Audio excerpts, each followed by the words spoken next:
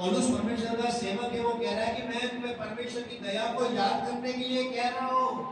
जब तुम कुछ भी नहीं थे, उन्होंने आपके पापों के लिए, यीशु मसीह ने आपके पापों के लिए सूली पर जान दिया। यीशु मसीह ने आपके पापों को माफ किया। यीशु मसीह ने आपको अपना बेटा बेटी बनाया। उन चीजों को भूल मत जाओ, उस दया को याद रखो। उस दया को याद करवाकर मैं तुम्हें स्मरण दिलाता हूं कि अपने शरीरों को जीवित और पवित्र और परमेश्वर को भावता हुआ बलिदान करके चढ़ाओ। कैसा? अपने शरीरों को जीवित, अपने शरीरों को भावता हुआ परमेश्वर को बलिदान करके चढ़ाओ। तो अपने को मार नहीं देना है। मारने के लिए कह रहा है वचन, या मरने के लिए कह रहा है आपको?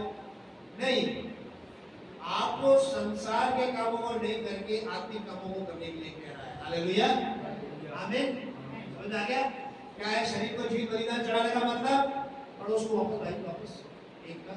इसीलिए हे भाइयों, मैं तुमसे परमेश्वर की दया स्मरण दिलाकर विनती करता हूँ कि अपने शरीरों को जीवित और पवित्र और परमेश्वर को भावता हुआ बलिदान करके चढ़ाओ।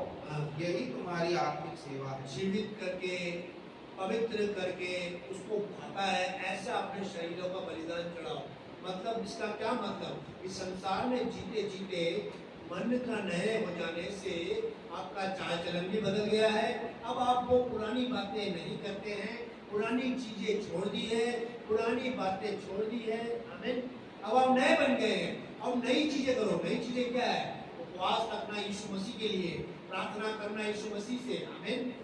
ऐसी ये शरीर को जीवित बलिदान। आगे भाई,